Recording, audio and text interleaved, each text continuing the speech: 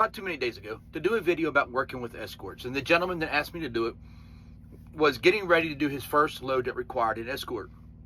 So, man, where do I start? One, make sure that they have all the proper documents for where you're going.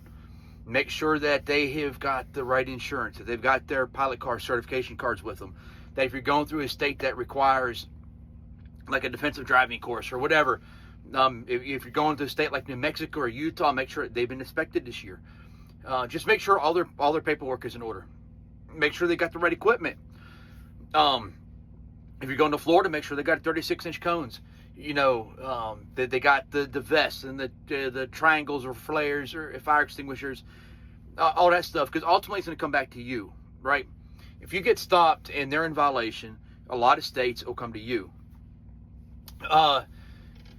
Man, try to feel them out, right? Try to get an idea of what are they used to running. Are they used to running front door? Are they used to running back door? Lead or chase? Do a lot of hop-o stuff? Are they new? Do they got a lot of experience?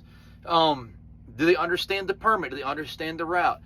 It kind of get a feel for them so you can kind of know what to expect. If it's a new escort, right, and they haven't done it very long, or this is like the first, second load or whatever, you can't expect the same thing out of them as you would someone who say, hey, I've been doing this 20 years. Make sure that they know how to talk on the radio, and the radio works before you get moving. Make sure that they fully understand the route, especially if they're going to be your lead car. You can't, it's very, very frustrating to have to babysit a lead car and tell them where to make the turns, and they'll always be making wrong turns. You have to correct them and stuff like that. Your expectations of what you want them to do, what you expect them to do up front before you leave. And if there's something that's not happening, you might have to stop sometime during the day or at the end of the day. Let them know, hey, you know, I really need you to do this. You know, I've asked you, you didn't do it. I need you to keep doing this. If you're running with a pilot, if your escort's got a lot of experience, don't be one of these drivers that says, oh, I've been driving X number of years, I'm going to listen to the damn pilot car. I know what I'm doing. You will get yourself in so much trouble doing that. Here's a case in point. I've been doing this a number of years. And I had to have 3 cars in Kansas. One of my chase cars, I've been doing this a long time. I've worked with her before, and I trust her. And because I had a car breakdown, we had to park at a place that was not ideal. And it was very hard to get out of it this morning. Well, I can't see around the load, so I didn't know where the back of my trailer was. So we got to a point where we just had a lot of trouble getting out of the lot, and I'd stop to get out and just walk around.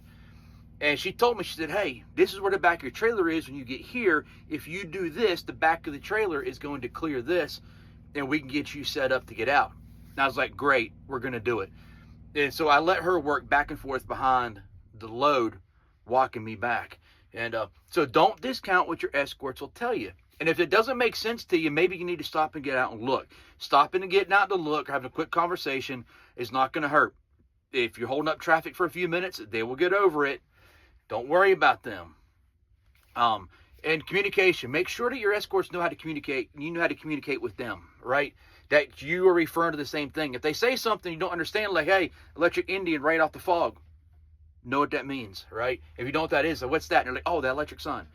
Things like that. So communication is really important. And make sure they have a copy of your permits, because they don't have a copy of your permits, your route surveys, your first run reports, all that stuff really needs to be together. In some states require it to be stapled together. Make sure you know where those are at and that they're all on the same page with you.